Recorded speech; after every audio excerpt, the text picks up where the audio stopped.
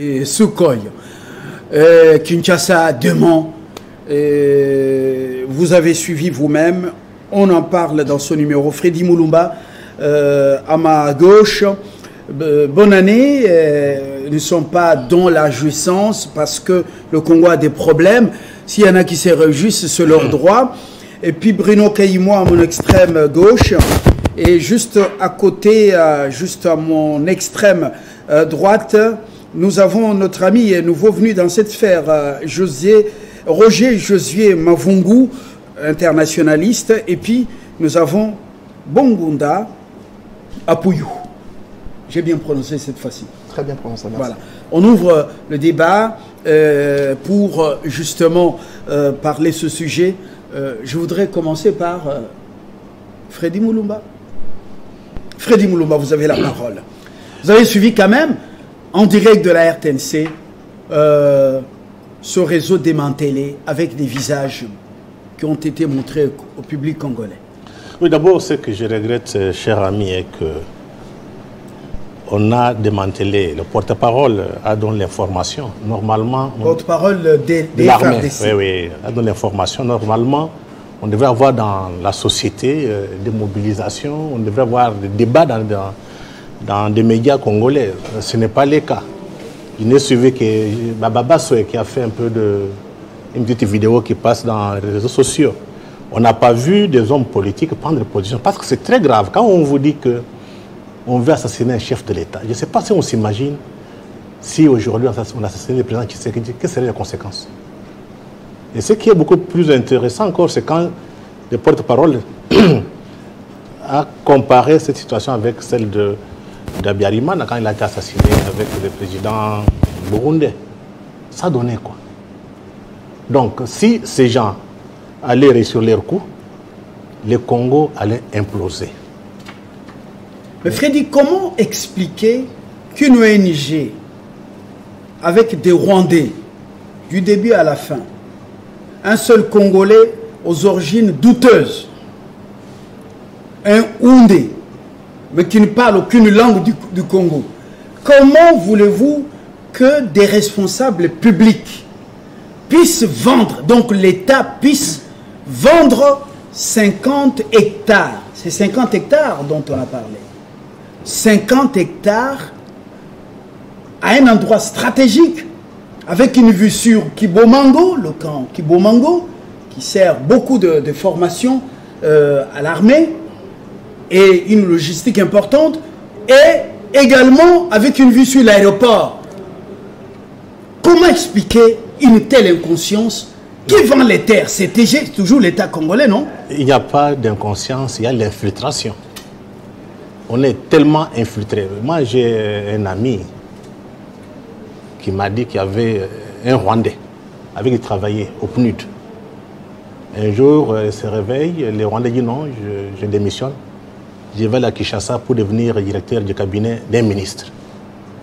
Le Rwandais est arrivé ici, il a travaillé comme directeur du cabinet, et après, paraît-il qu'il n'a pas voulu jouer le jeu de ceux qui étaient sur place. L'homme serait empoisonné. Il est mort.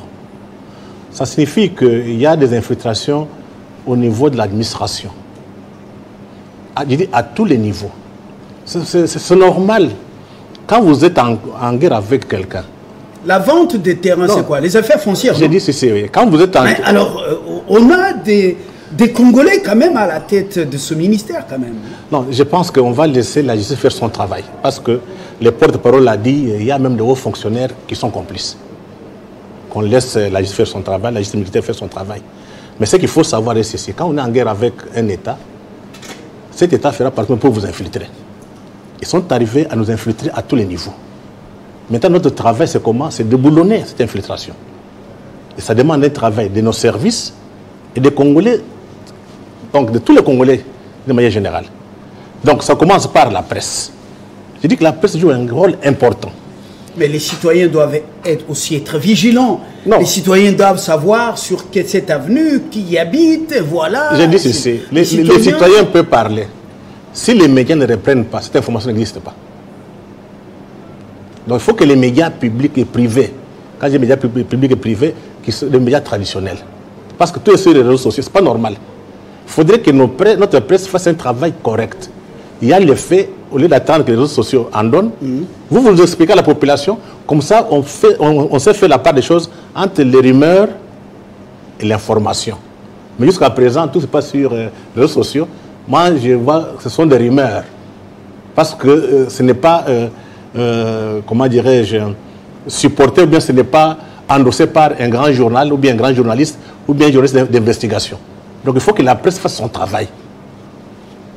Bruno Caïmois, professeur Bruno Caïmois, avec des cadres de la territoriale qui étaient devenus comme des chefs coutumiers, d'autres des ambianceurs, des jusseurs, ils sont partis. On a nommé 2 nouvelles personnes, pour la plupart de jeunes gens, qui quittent la faculté, d'autres qui viennent des Verts à Longuinaï. Alors, comment on va être vigilant alors qu'on est infiltré jusqu'à la moelle épinière avec des étrangers sous des faux noms et qui obtiennent des passeports au niveau des affaires étrangères? Oui, Fabien, le débat de cet après-midi est extrêmement important. Mais permettez-moi d'abord d'éclairer un aspect, c'est que l'espionnage, c'est quelque chose de normal dans l'organisation de la société moderne, la société contemporaine. Donc, la plupart des États contemporains, ils ont les services armés, ils ont aussi les services de renseignement qui peuvent se déployer sans que les pays où ils vont le sachent. Mais ça dépend de la capacité organisationnelle de chaque pays de ne pas permettre à ce que les pays où l'espace soit infiltré, que les espions circulent comme ils veulent.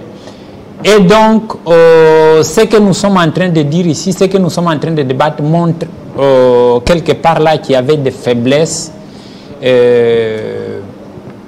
au niveau organisationnel de l'État qui ont permis à ce que ces gens s'installent, vivent là où ils vivaient, achètent les terres là où ils devraient acheter.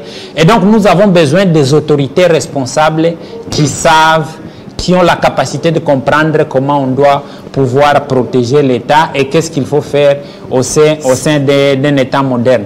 Parce que si on n'a pas des autorités qui comprennent ces enjeux-là, si on n'a pas des autorités qui sont capables de penser et ce que doit être l'avenir, la conséquence logique, c'est que le niveau de l'infiltration sera de plus en plus continu et on ne saura pas de manière beaucoup plus claire travailler pour permettre à ce que on puisse normalement bien organiser les choses.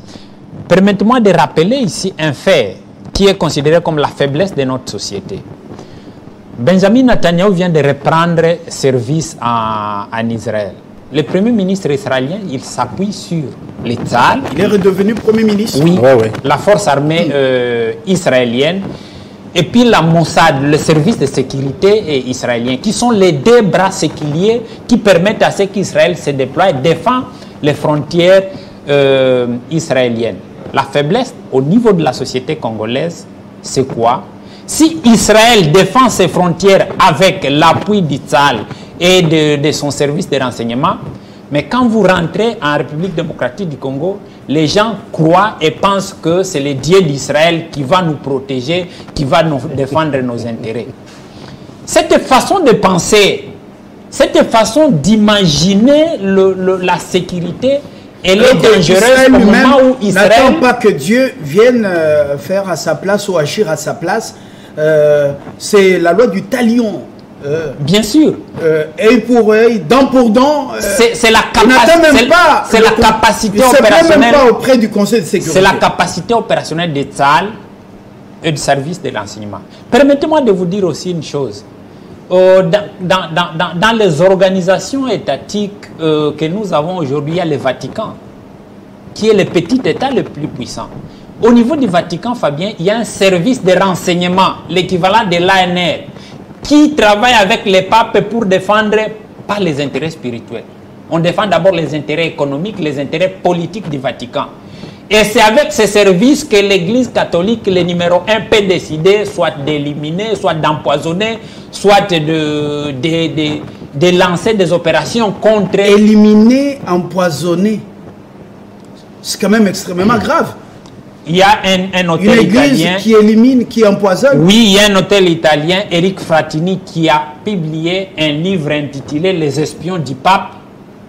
Et ce livre, il est sur Amazon, vous pouvez vous en procurer. Il parle des 400 dernières années où les espions du pape étaient en train d'opérer. Et donc, nous ne devons pas nous plaindre, pleurnicher pour dire les espions rwandais. Personne ne s'est plaint. C'est notre capacité. Et alors, c'est notre capacité opérationnelle. Donc, c'est là où je dis, il faut d'abord féliciter les travaux de sécurité parce qu'il a réussi quand même à mettre la main sur ces espions. Mais parce que c'est une question essentielle, une question vitale pour la République démocratique du Congo. Si c'est un étudiant qui m'a mené ce travail pour dire je vais travailler sur l'infiltration du système politique congolais, je lui demanderai de procéder par la méthode historique.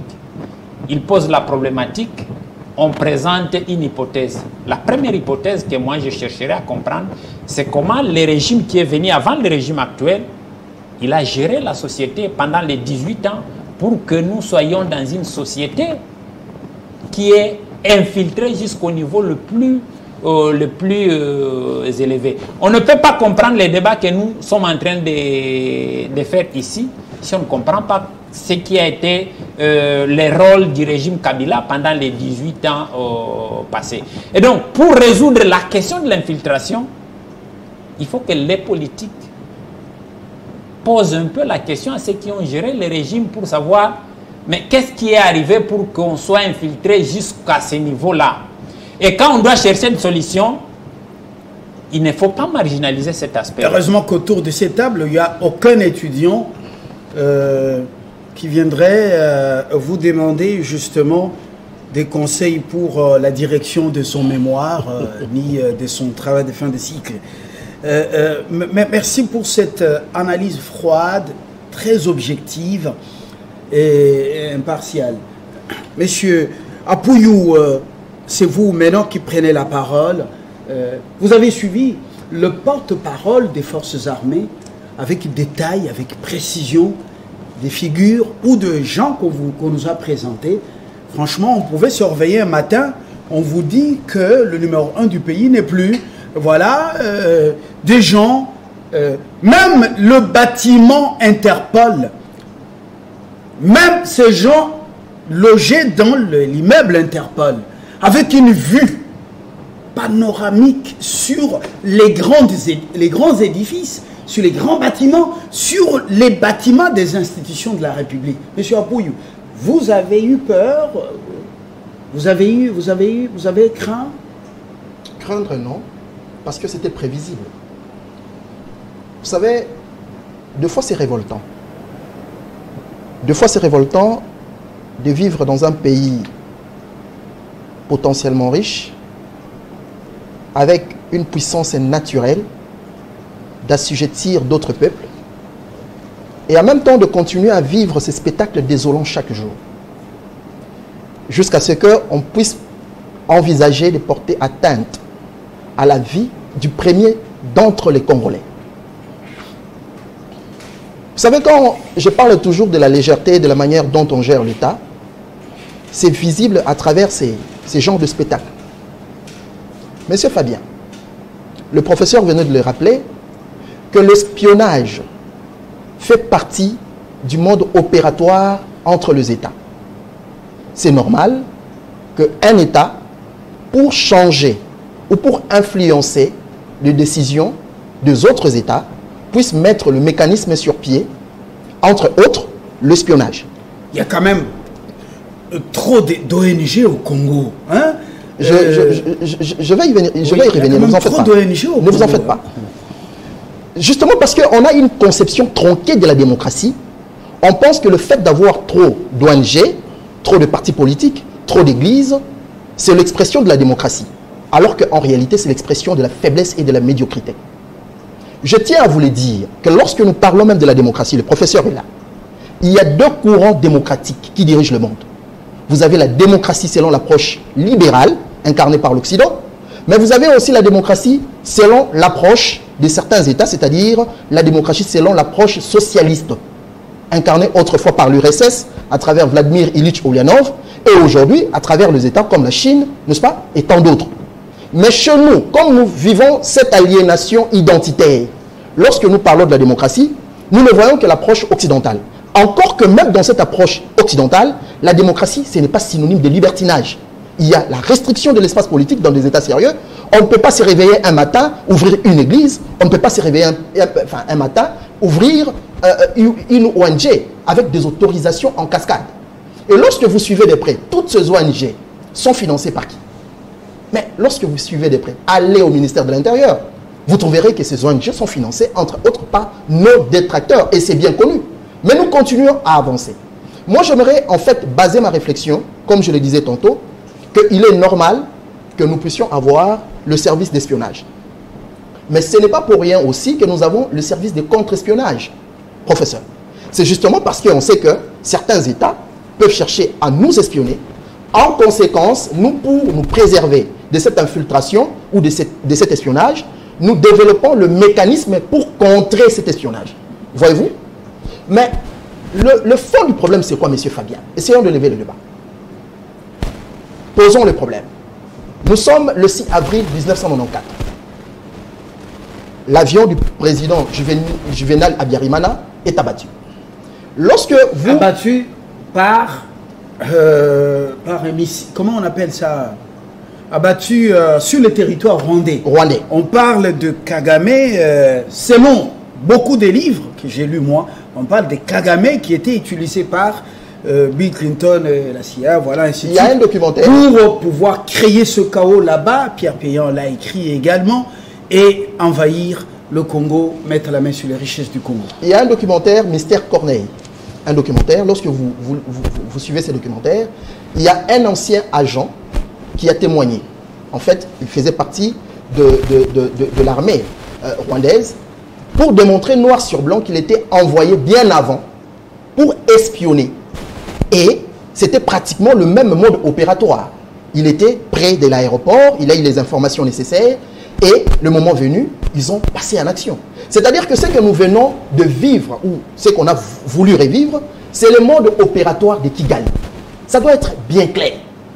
Kagame, pour atteindre ses objectifs, il n'hésite pas à liquider même le chef d'État. Ils n'ont pas réussi avec le poison qu'on appelle cyanure. Comment encore on l'appelle? C'est bien connu. Dans l'enveloppe, depuis la France, envoyée, il y en a qui parlent de Mouchikouabo ou des ONG vraiment compliquées. Voilà. Donc maintenant, il faut être sur place et essayer de tuer le président sur le territoire. C'est bien connu. Maintenant, la plus grande question que nous devons nous poser, quelle est la vision géopolitique de notre pays? En réalité, c'est ça le débat. Est-ce que c'est ça le débat? S'il vous plaît, si je peux terminer ma réflexion, M. Fabien. Je dis, est-ce que c'est ça le débat? S'il vous plaît, M. Fabien. On a essayé d'éliminer le président de la République. Oui. Pourquoi? Parce que le président de la République gêne. Il gêne pourquoi? Il gêne justement parce qu'il y avait un système qui a été mis qui permettait à ce que le Congo soit pratiquement une sorte de passoire où on pouvait piller, on pouvait saigner à blanc les trésors publics, on pouvait violer, on pouvait. Et il y a eu une certaine logique qui veut que les choses changent. Et il devient gênant. Mais la seule possibilité, entre autres, pour pouvoir changer la donne, il faut les liquider. C'est ce que, en fait, nos forces de sécurité ont voulu nous communiquer.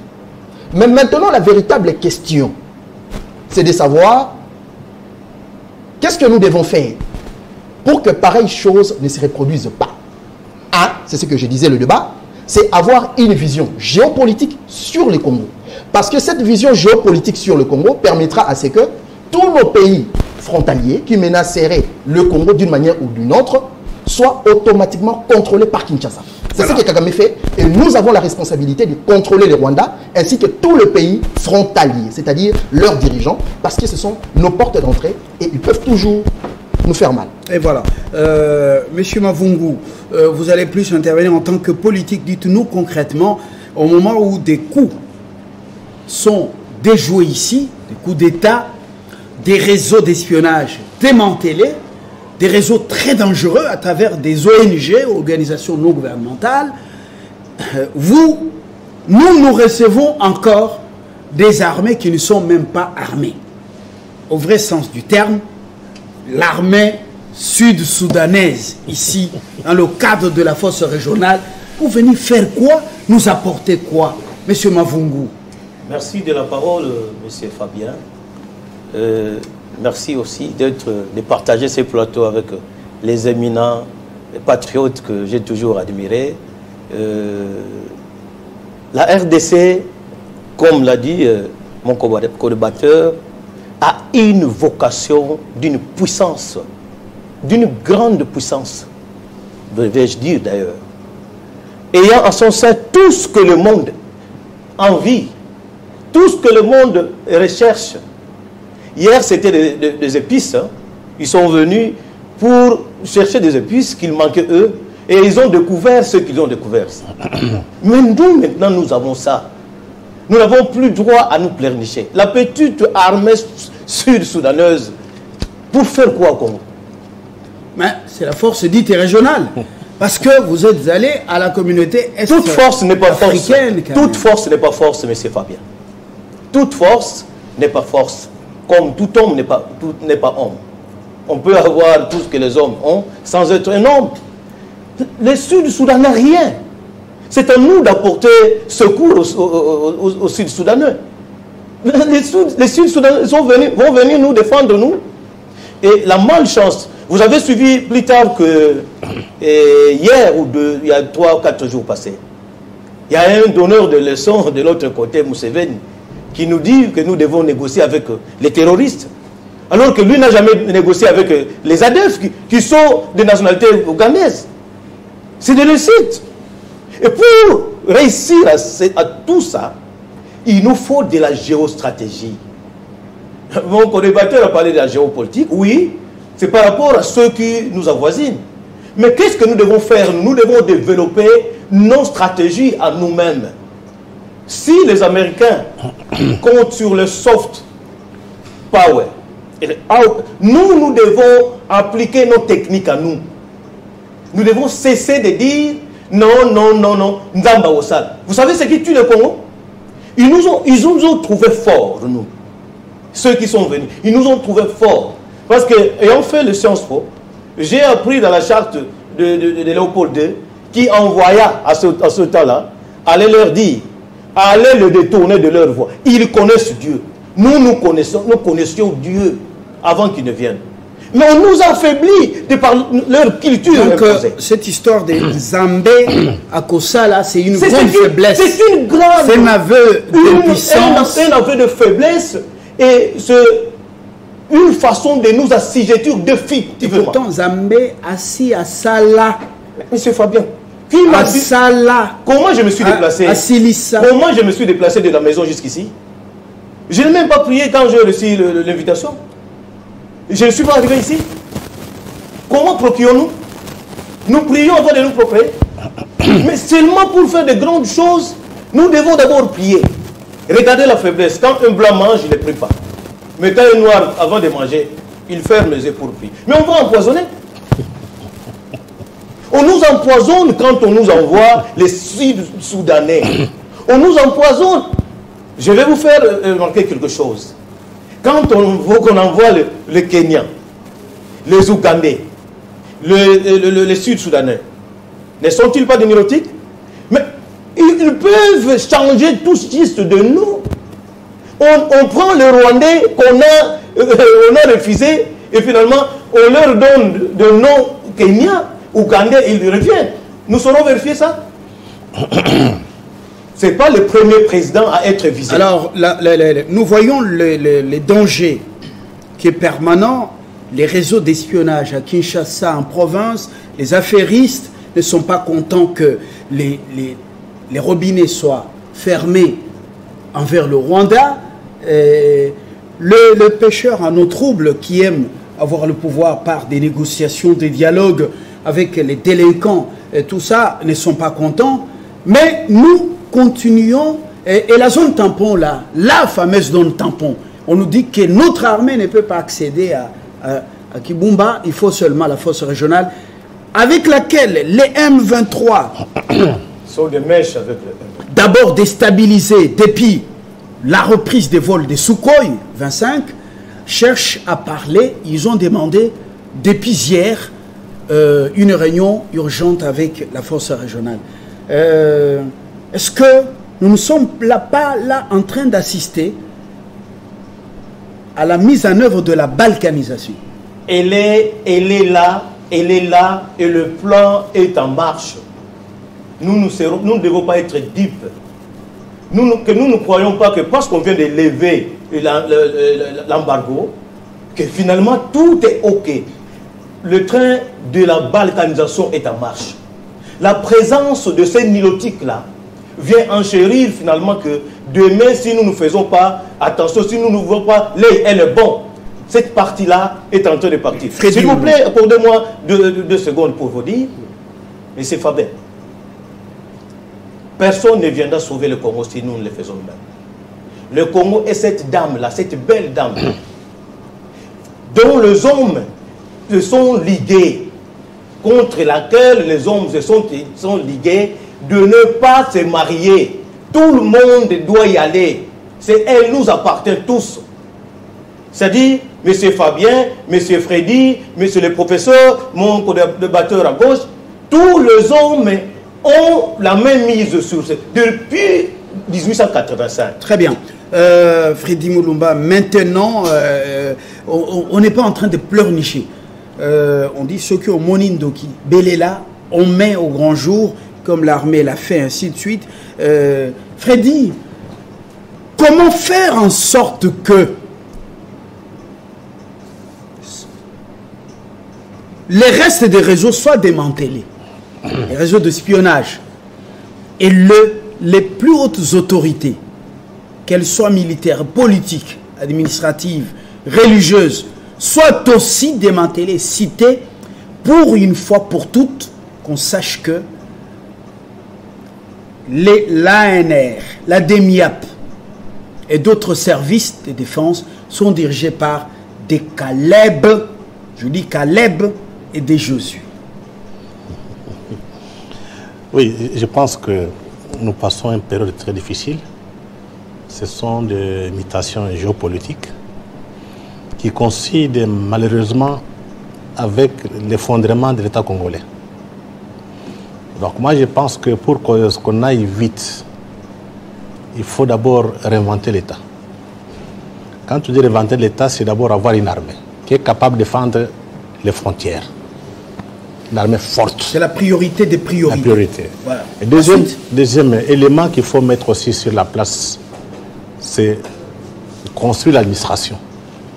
Ce n'est pas copier le système administratif tel qu'il a été pensé par la colonisation, ou bien pensé par l'Occident.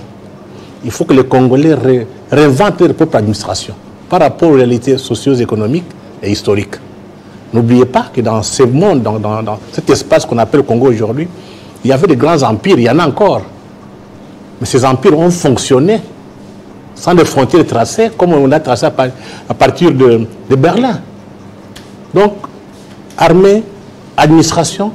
Et troisième élément, je pense que c'est au niveau de la pensée. Nous devons revoir notre manière de philosopher. Est-ce que vous ne vous attaquez pas là à ce qu'on appelle réforme du système éducatif? Oui. Partout où les jeunes gens font l'armée, le service militaire, vous avez parlé d'Israël, il y a au moins une prise de conscience, il y a au moins une bonne dose de patriotisme. Est-ce que vous ne vous attaquez pas là au système éducatif actuel qui est défaillant? Non, je parlerai de l'éducation de manière générale. De manière générale, il faudrait qu'on revoie tout. Le système qu'on a aujourd'hui, c'est le système hérité de la colonisation. Et rien n'a changé. Et ce qui est grave, et vous verrez que notre système éducatif, quelquefois on a des conseillers étrangers qui viennent nous montrer de quelle manière il faut travailler. On a même des ONG qui pensent notre système éducatif. Ça pose un problème. Donc j'ai dit l'armée, deuxième chose, l'administration, Et puis... révisiter la pensée philosophique. Donc, l'éducation générale, l'histoire, la philosophie, les droits. Donc, il faut un travail interne qui doit être fait par des intellectuels, des universités. Mais ce qui est malheureux pour nous, il n'y a plus d'université dans ces pays. On a tout abandonné. Donc, il faut réinventer de nouvelles universités. Je pense que celui, M. Kamana, qui vient de mourir, les philosophes congolais, c'est le travail qu'il faisait. Parce qu'il disait que le système qu'on a ici, c'est un système un peu qui est presque occidental, ou bien colonial. Donc il faut un système africain. Comme au village, on fait la pratique. L'enfant apprend en pratiquant. Ce n'est pas gober et reproduire. Donc c'est un travail qu'on doit faire, qu'on doit programmer. Ce n'est pas dans une année, non. On vous voit tout le temps on peut prendre, à l'école. On peut prendre 5, 10 ans, même 20 ans.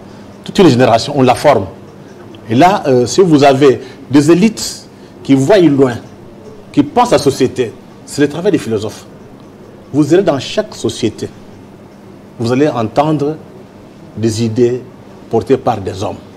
Je voulais avoir une précision. Oui. Vous parlez des universités congolaises dépassées. Mais ceux qui ont étudié, même dans les universités où on n'achète pas les diplômes en Occident, quand ils reviennent ici, aux affaires, c'est le jour et la nuit. C'est la déception. C'est seulement ce que le nombril exige. Les charrois automobiles, comment expliquer ça? Bon, il faut dire qu'il y a un problème de système. Hein. Quand vous venez dans notre société ici, quand vous êtes un homme normal, vous ne pouvez pas vivre. C'est quand vous êtes un mafieux, vous allez vivre longtemps. Donc, quand vous venez dans la société, quand vous revenez à Kinshasa, vous devez vous adapter à la magouille. C'est comme ça que tu vois, les gens qui sont adaptés à la magouille vivent bien, ils sont des ministres, ils font ce qu'ils veulent. Mais quand vous êtes dans les normes, vous n'avez pas de place. Donc, le travail à faire, c'est remettre en cause cette mafia qui s'est installée. Quand quelqu'un prend le passeport du pays, il l'attribue, le délivre pour un étranger, un Rwandais, dont l'origine n'est pas établie. Là, c'est le problème d'éducation ou le problème d'instruction? Non, ça c'est la justice. Ça signifie qu'il y a des normes et des règles.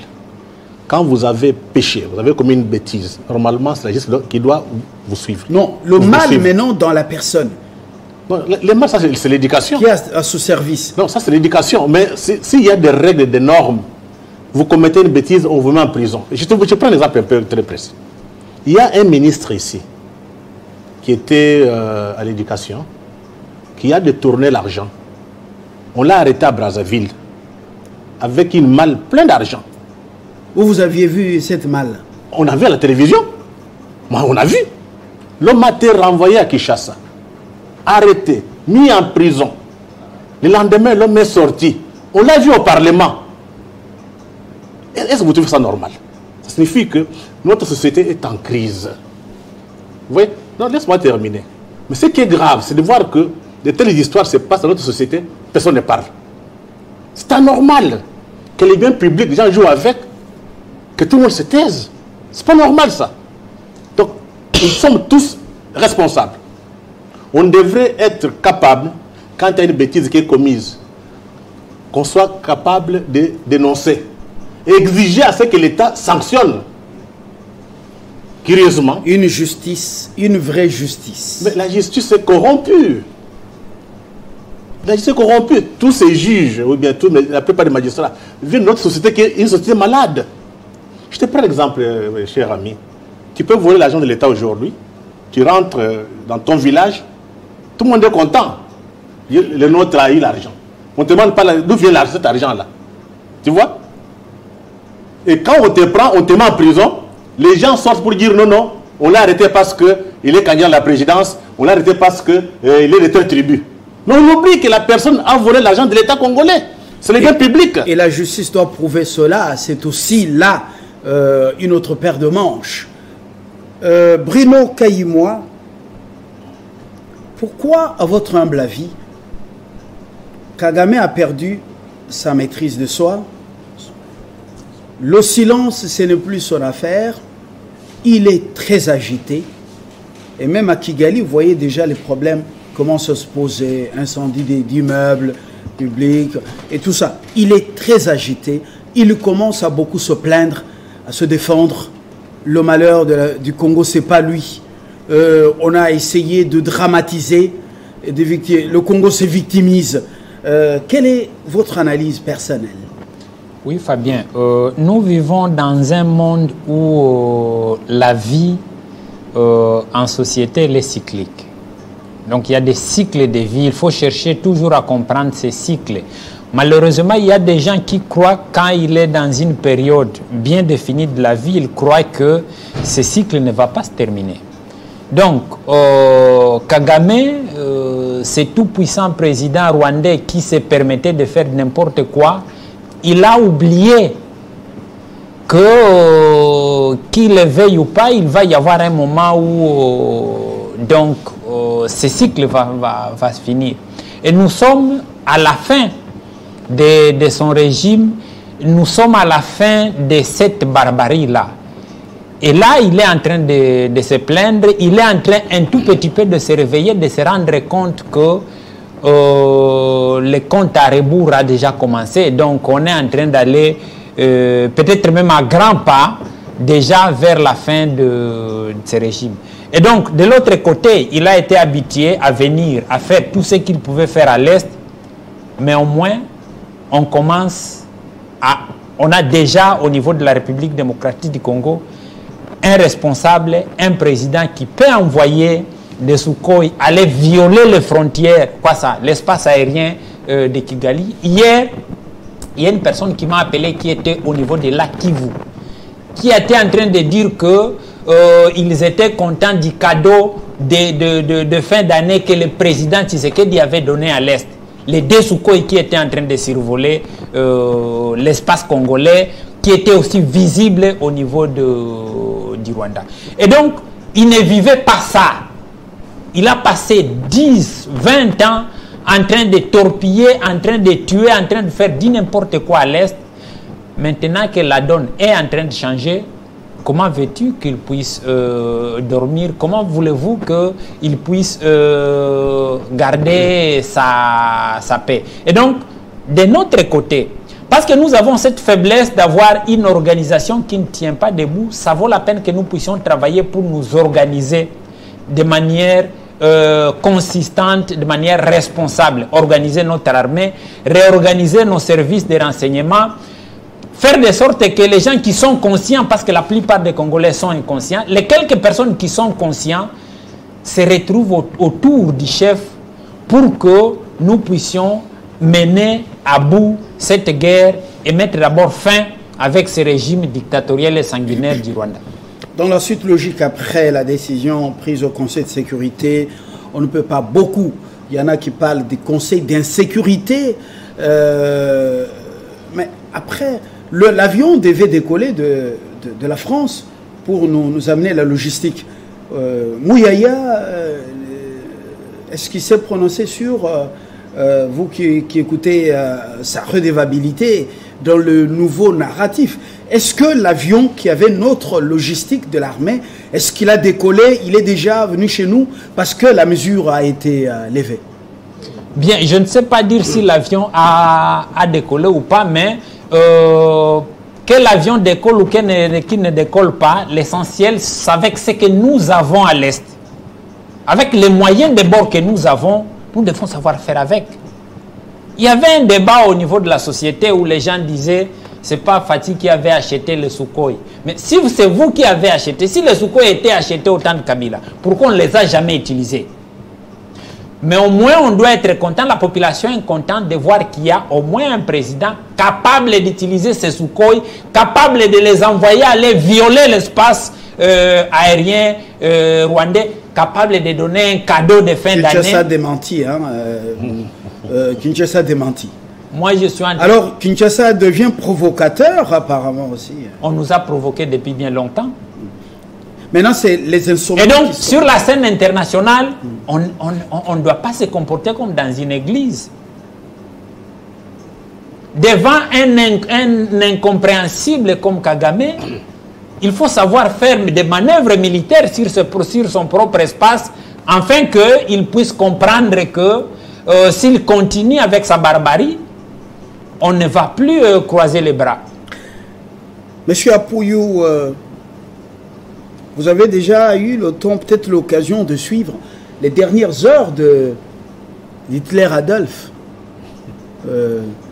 Est-ce qu'il y a des éléments similaires? Est-ce qu'il y a une similitude entre les événements tels qu'ils se sont précipités d'une manière ou d'une autre dans la gouvernance, dans la boîte noire de Hitler Adolphe en Allemagne, avec ce qui commence à arriver au Rwanda?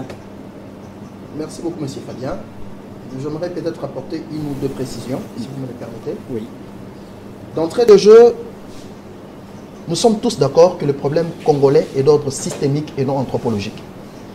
Monsieur Freddy venait de le rappeler à travers la trinité coloniale. Le Congo a un problème de système. Du coup, lorsque le professeur parle des armes achetées au temps de Kabila et qui n'ont pas été utilisées, je tiens juste à préciser ici que... C'est une supposition. Oui, c'est une supposition. Une supposition. Et j'aimerais aussi, peut-être dans cette même lancée, dire qu'avant que la Russie ne puisse envahir l'Ukraine, la donne internationale n'avait pas changé comme actuellement.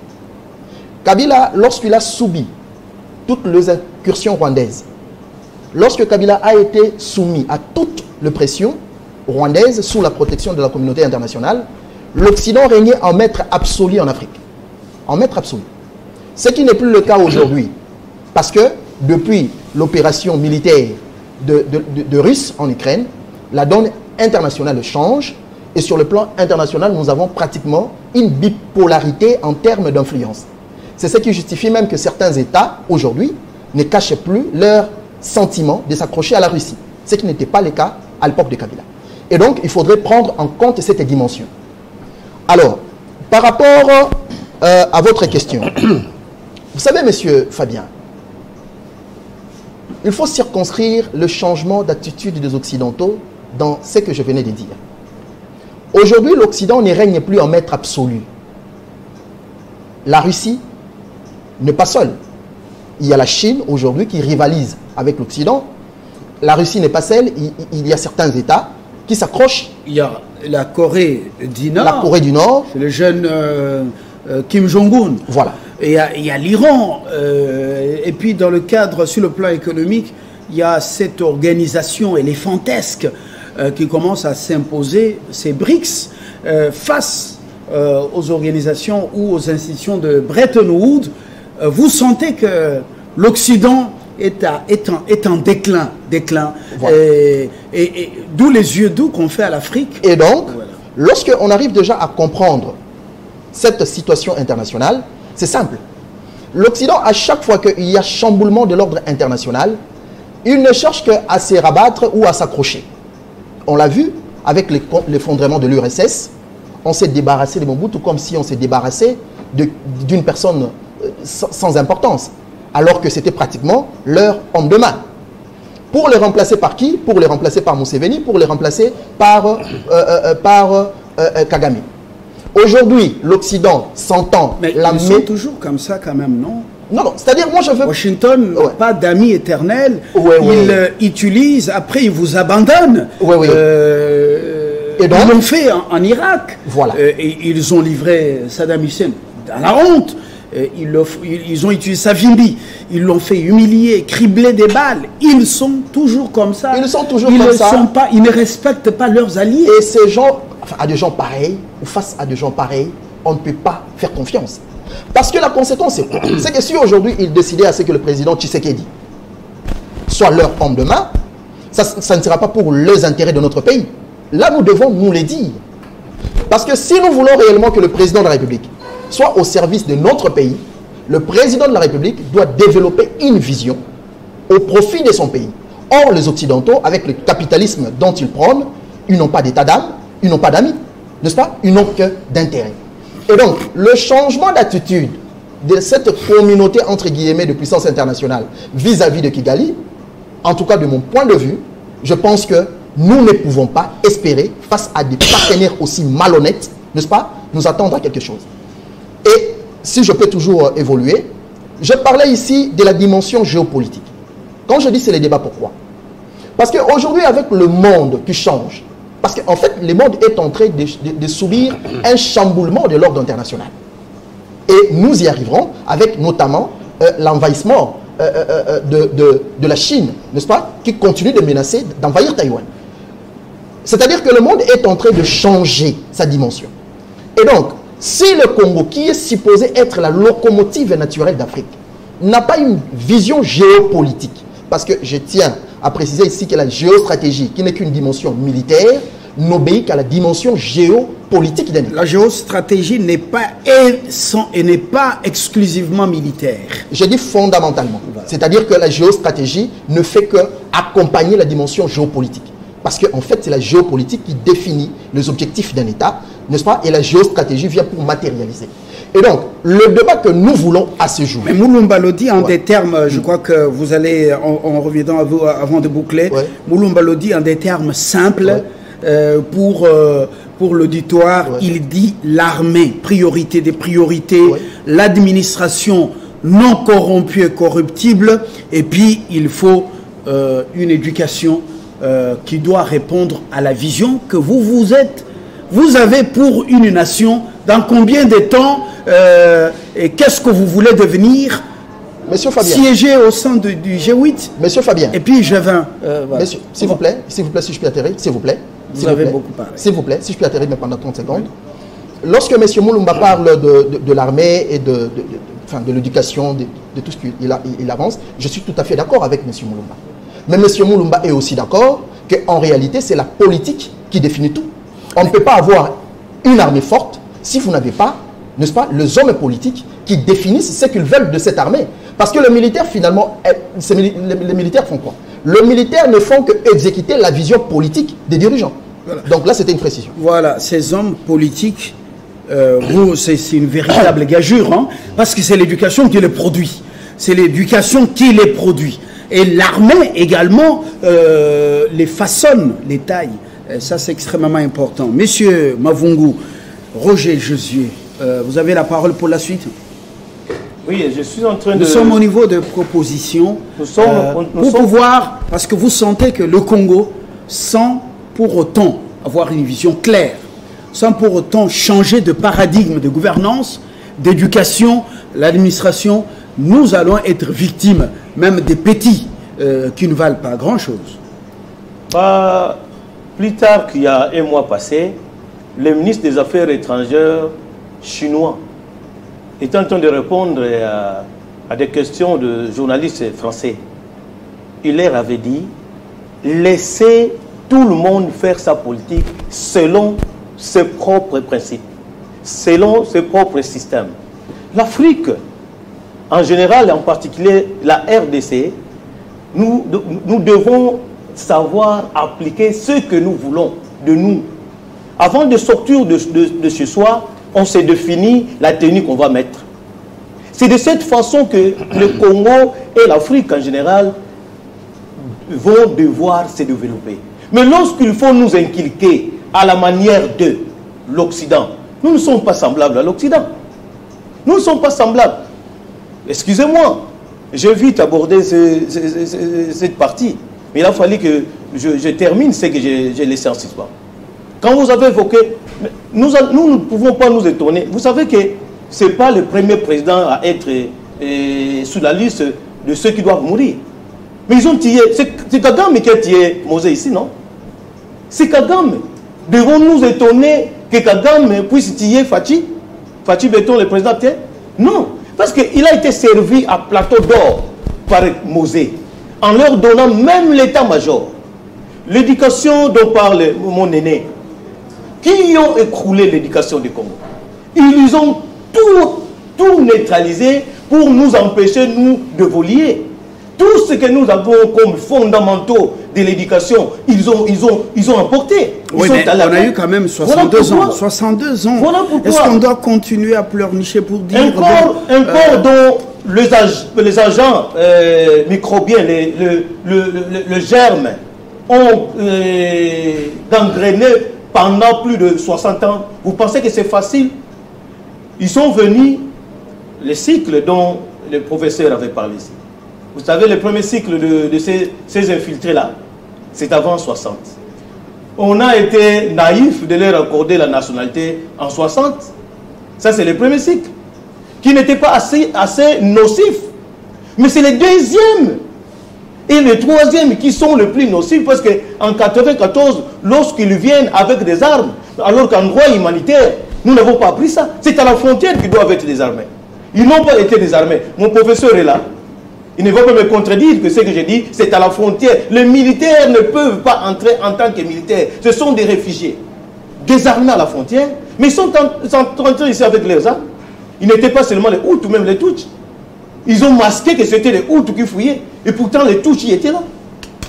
Ça, c'est le deuxième cycle. Et le troisième est le plus dangereux quand ils arrivent avec Moselle. Cette infiltration, pouvez-vous imaginer plus de 450 officiers, grands officiers militaires au sein des forces armées? Ils ont inculqué l'insertion, le brassage pour pouvoir rester ici. Et vous savez ce que nous avons raté plusieurs fois lorsqu'ils sont à l'Interpol ici. Mais vous tous, nous tous qui parlons en bien sur le Congo, nous sommes visés. Nous sommes visés. Alors, pourquoi nous devons définir notre façon? Vous avez peur? Voilà, je n'ai pas peur parce que nous sommes chez nous. Si j'avais peur, viser. Nous sommes chez nous. Monsieur Fabien, si j'avais peur, je ne serais pas venu. Voilà pourquoi maintenant je marie le triangle de mon aîné. Quand il parle de l'éducation, il parle de l'armée et de l'administration. Mais nous-mêmes, nous qui sommes Congolais, nous n'avons pas assez de postes privilégiés au sein de l'administration. Ce sont les étrangers. Et quand ils viennent ici, sous la bénédiction de qui? Des politiques. C'est comme ça que nous devons aussi, dans le cadre de ce système de façon de faire, empêcher à tout celui qui a été rebelle de se retrouver dans le concert au niveau de décision. Parce que qui a trahi, trahira toujours. Voilà. Freddy, dernière prise de parole. Maintenant, la République est plus importante que les intérêts du nombril. Et apparemment, ce réseau en démantèlement n'a pas encore fini de nous livrer les secrets et des découvertes.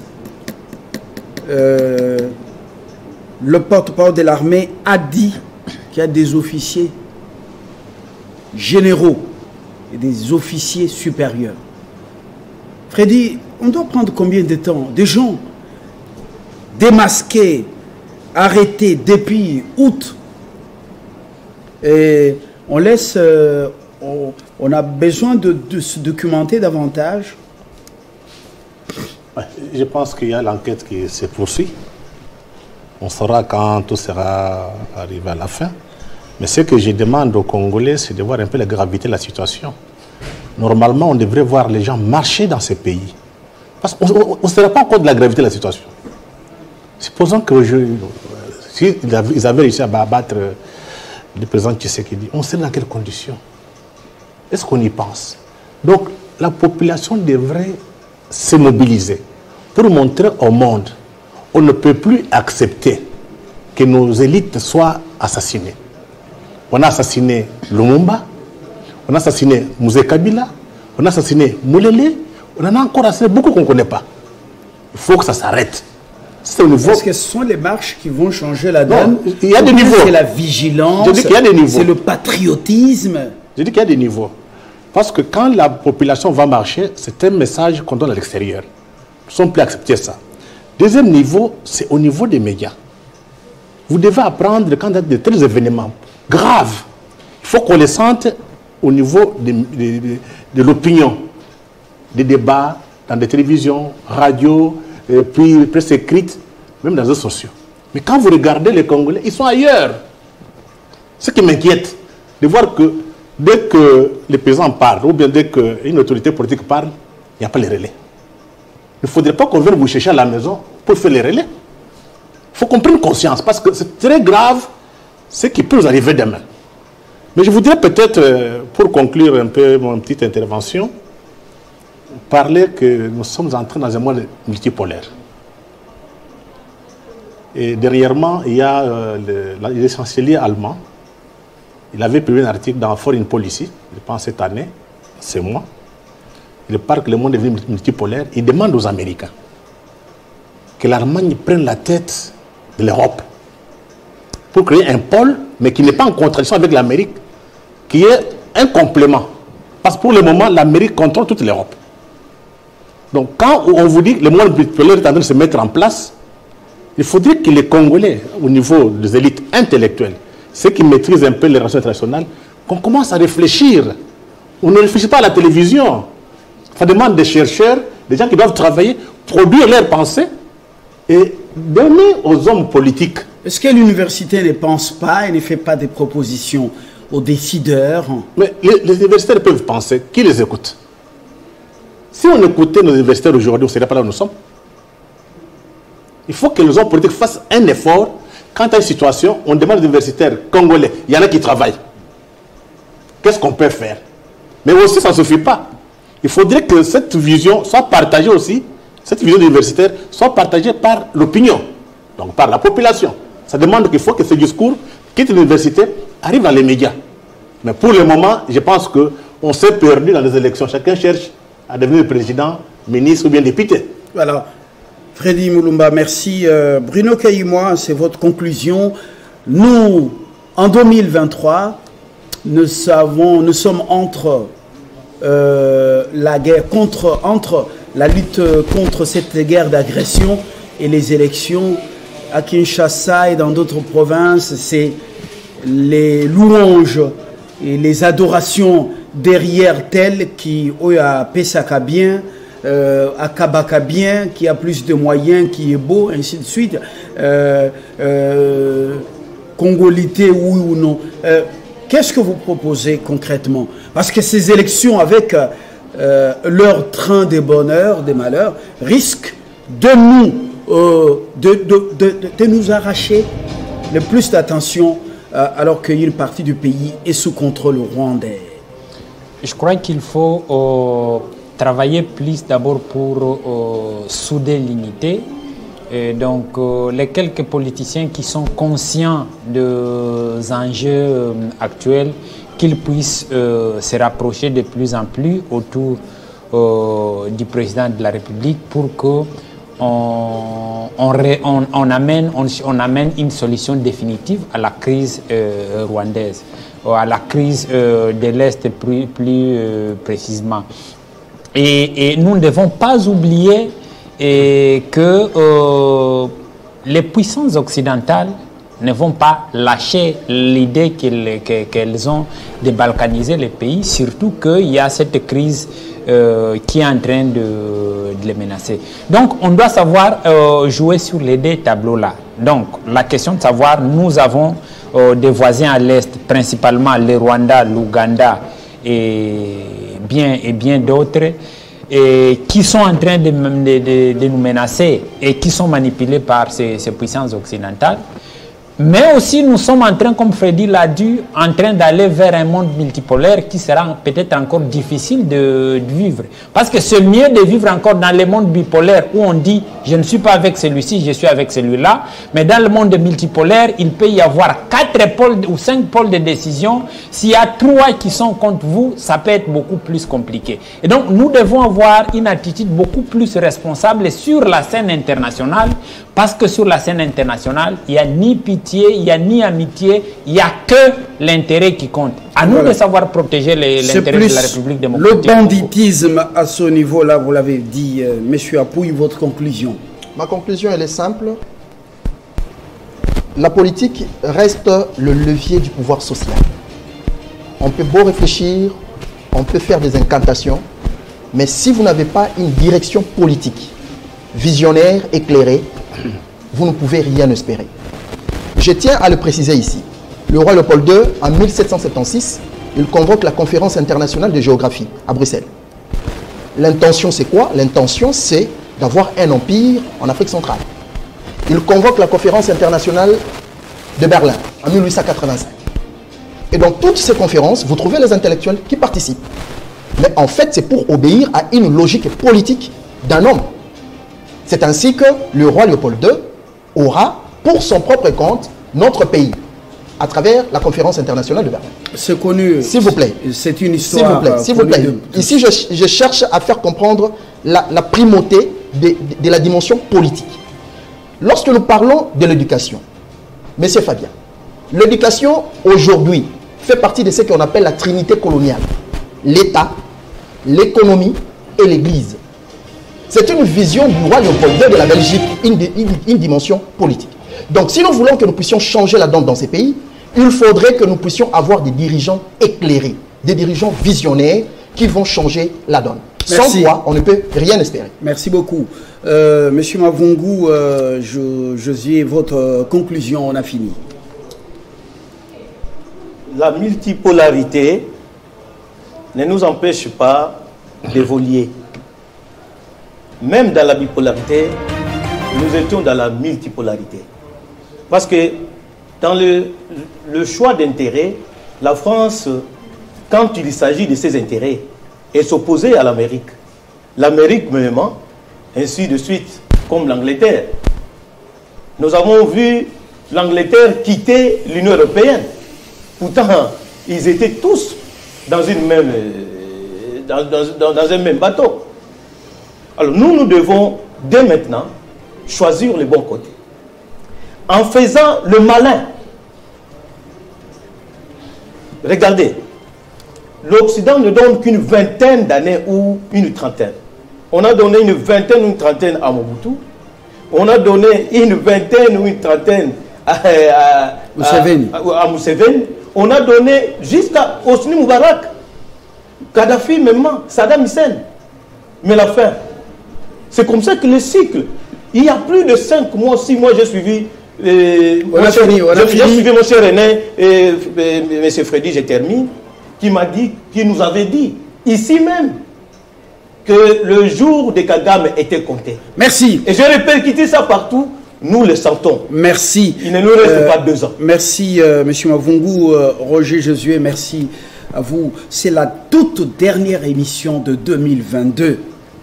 Merci d'avoir été davantage avec nous et près de nous. Tous les héros dans l'ombre, on ne sera pas les citer tous. Vous avez été des milliers à nous suivre en Afrique, dans le monde, au Congo. Merci d'avoir fait. Que Dieu vous bénisse. Nous nous retrouvons en 2023, au mois de janvier. Oui, je dis seulement heureuse année.